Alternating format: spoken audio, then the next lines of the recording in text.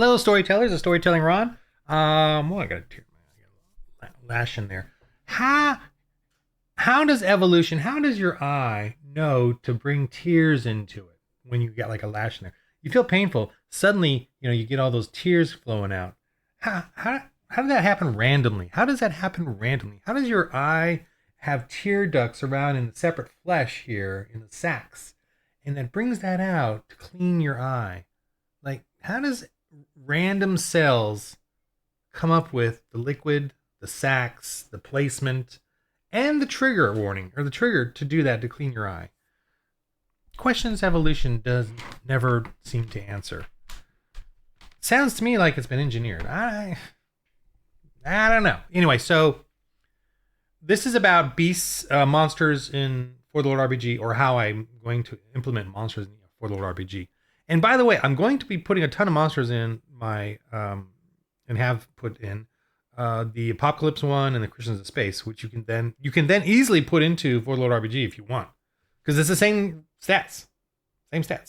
And much of the beasts in the APOC are going to be in the Wastelands, so there's that. And I do want to do some demons, and I plan on doing a Gothic RPG one, like a Morkborg, 13th, 14th century. I'm reading a book on the witchcraft in the 14th, 15th century. It's very NC7X rated. I mean, it's terrible. It's horrifying what they went up against. And then the controversial witch hunt came after that. Anyway, so that's coming on down the pipeline.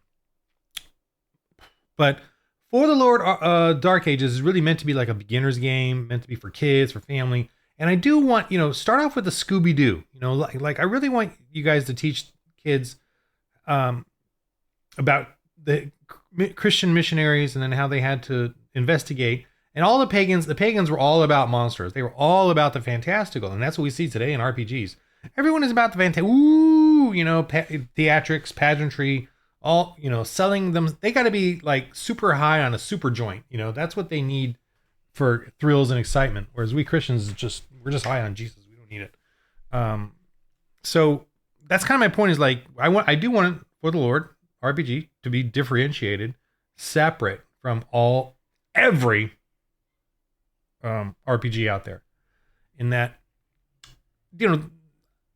I want monsters, but I want us to differentiate, because I want kids and beginners to learn, oh yeah, this is how missionaries did it. They had to go in and expose that these monsters are just creatures. You're worshiping a block of wood, or you're worshiping a sorcerer or a witch who is making theatrics and pageantry and trying to con you. And that's what Christianity was, and that's how it spread. It broke all. And yes, we certainly believe in demonic possession and monsters, but they have no power over a Christian whose faith is strong, whose faith is there. And we banished that. We broke that terrifying bond or enslavement that pagans glorified, wanted, or succumbed to. And so that's what this game, I guess, is about, is portraying that. Because that's what I'm reading and learning now from the actual writings of the monks back in the day, man. It's crazy. It's a little less than I thought. In the early ages, everyone there seemed very happy in the writings. Even when they talk about the evil spirits and demonic possessions, oh yes, and we prayed and they vanquished it or whatever. I'm like, well, okay, that was. But it's kind of interesting how simple the writing is eloquent. The writing is eloquent, but their outlook on life is very straightforward and simple and accomplishing God's tasks. I don't know. It's fascinating, but the writing is quite elaborate. Anyway, so let me show you some beasts or monsters or whatever, how I'm pushing that envelope and yet still keeping it Scooby-Doo, for the kids. Because I want them to, see. Let me switch over to this. Okay. And this is what I've been working on to, like an add-on, which is going to be in the annual membership. Because guys, if you really want to help me, support this ministry or mission or whatever. And I don't want you to support it out of guilt or like, oh, I got to support this because God's will. No, I want you to do it because it's something that interests you. I don't know if this is going to be a business or a ministry or a charity yet. I feel like it's a ministry, but I don't know what that means. Does that mean it's a business? Is it charity, nonprofit? I don't know.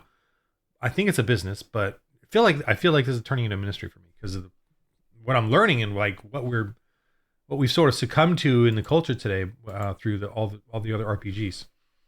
Okay, so here I'm drawing out, and this is actually the same Rem unicorn guy. I just forgot that I drew the other one, but this one's a little scarier. But it's going to be included. And then these are terror birds, so I'm using birds. And I know dinosaurs did not evolve into birds. I do think we had giant ancient birds that were roaming around and terrorizing people because, an ostrich is pretty actually dangerous. And I'm using prehistoric. I'm taking the fossil records of prehistoric stuff and saying, hey, they were there. We just had to kill them off because they were dangerous. Also, there is some kind of beast like this they think they found. It looks like a giant hyena or something. I'm going to definitely use that as a terrifying beast in the forest or whatever, in the mountains, and they'll encounter that. This one I actually did in one of the episodes. It was pretty fun. But a water dragon, of course, we got those in there. And that's the one where when they killed it, and the villagers all realized it's not a god, and the Christians defeated it like any other beast. That's when like the monk told him, "Oh, I'm glad you killed it, and now it's extinct, and we will never see them again. Yay!" So I just made that kind of joke, just to get after the tree huggers. Okay, so this is cave folks. Just I figured there's a witch. She probably got them all on mushrooms or fungi or something. They're all drugged out. They're kind of subdued, like low level type scary people. I could have made them even scarier, which I plan on doing. I want to make a version of these that are like orc-like. They cover themselves in mud or dark, or they have some dark, they find maybe there's some sort of root or beets or something that they create a color, and in their pagan religion cover themselves and they look, and they're on, and then she's got some steroid mushrooms that they're on, and so you can do that. You're not limited by just creating basic stuff. Let me see what else I got here. Okay, so this is a boulder. This is a prop, so I just keep that black and white for the dungeon maps. But this, let me go right to this dude. This is like my we are Legion. He's a demon possessed sort of, I don't know, freaky dude that's huge and dangerous and very powerful and like a big ogre troll to fight. And this is the guy that controls him, the sorcerer dude. A patrician, a Roman elite who wants to bring back the glory of pagan Rome. And this is a dragon. That's some funny silly dragon to put in there. I haven't made any stats for this yet or anything. And then I did some soldiers and a captain, so that's kind of scary and dangerous. And I even have marching soldiers in there. So there's I did. It was more of a storyline than an actual battle or anything. Is this? Oh, okay. Let me go to this guy. Let me turn this off and go here. So here are kobolds, bugbears or trolls or something, bugbears, wood elves, and wolfmen, lycanthropes, werewolves, and nymphs, forest nymphs. And then I did a little sort of creepy dragon, which I haven't used anything yet, but like an ancient, prehistoric. So all of these are going to be in the game. They're going to be things that they encounter, and they all have their strengths and weaknesses. Just like monsters in the monster manual, they will have things that they do, and they use this. Pagans use this to put fear into other pagans or non-believers or villagers who don't have courage, who don't have the spirit in them, don't have the fear of the Lord. Because if you have the fear of the Lord, then whatever they do to you doesn't matter, right? You do what is right for what the Lord says. If you have no fear of the Lord, then you're going to fear them and submit, succumb, enslaved, allow the tyranny to reign. See, that's the thing. Christians don't. Some will succumb, but then others will not, and then they'll encourage them. In other words, it's very difficult to enslave and make Christians succumb to tyranny, right? It's extremely difficult because we fear the Lord. We don't fear man. Whereas men like this, pagans, will fear other men, and they'll fear demons, and they'll fear theatrics and pageantry. And that's what the point of this is. Paganism is all about fear, putting fear into the heart of man so that they will succumb and be enslaved to their tyranny, their power, their desire to be many gods. And that's the point of the game, to teach kids. You can't fear man and all their theatrics. And this is what this is. They're dangerous. They're killers, for sure. Oh, the wolfmen don't have their teeth white. I got to go back and fix that. Because They got to have white teeth. That's fear. And their claws too. I didn't finish. Oh, well, this is in Photoshop. I haven't finished. I'd like to do it right now. But anyway, so these are coming up. Kobold dudes. I think these are gonna be fun. These will be hiding in some cave, forest, fort, ruin, control a controlling area where they go out and terrorize the local villagers, or they control. They rule that area, and they will confront the Christians and try to kill them. They come out at night or whatever, and of course these forest nymphs will try to terrorize and and they're obviously got some good stealth and ambush and kind of a fear factor. And yes, the Christians can be frightened because of just the scare tactic, but they don't succumb to it like a pagan would. All right, yes, I'm totally going there with all this. So these are going to be fun. I got to pull out the stats, give them some like a list of abilities that you can use on each one individually or as a group, or and I'm definitely going to do battle skirmish rules that are for like 2 or 3 squads that you can kind of deal with or fight, and then have your own. But that'll come later on.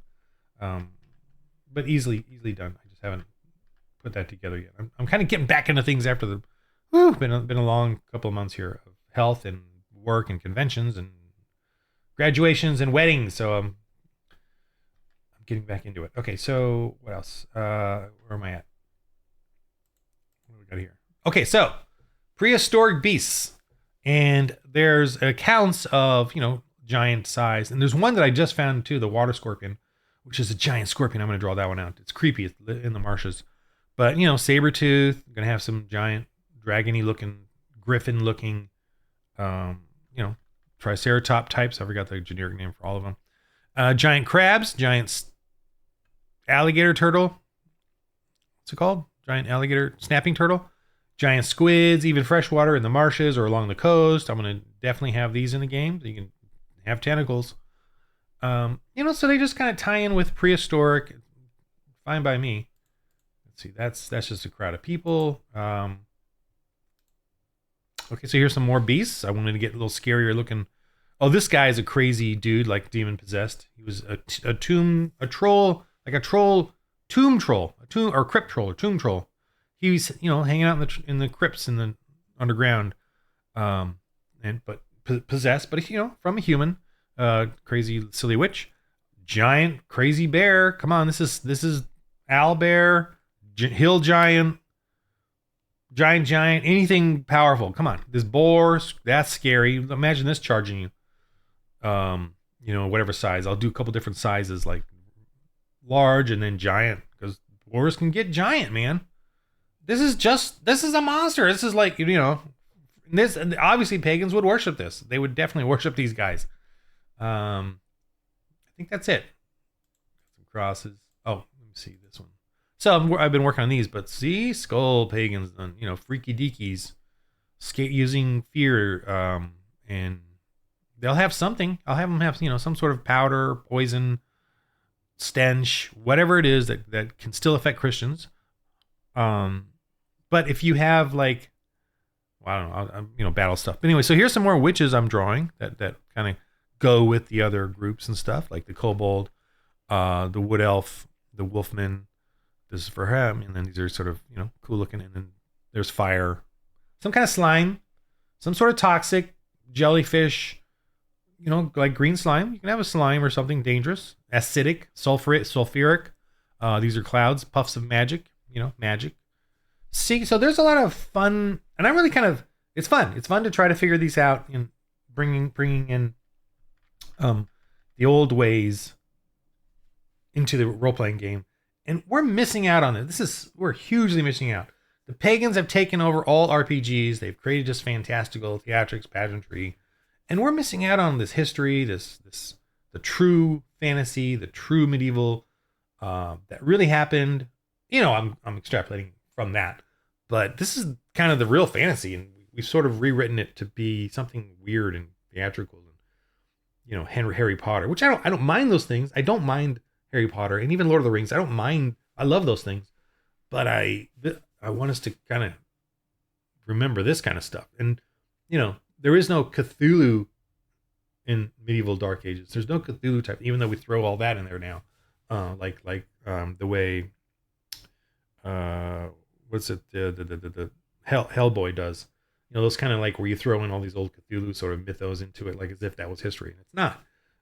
That stuff was cool. I've read some of Lovecraft stuff, but there's just no Christianity in there, and there's no history to it, and it kind of removes Christianity so that it's just paganism and weirdy sci-fi and stuff. But I want to bring back that Christians were directly involved in the salvation, saving of people, the spreading of civilization, the spreading of compassion, chivalry. That was Christians, and we're erasing that with all this goofy paganism stuff. So, please, like, subscribe, comment what you think about all this. If I don't know, it's new to me. It's definitely new to me. Okay. Anyway, so in the game of life, roll holy dice.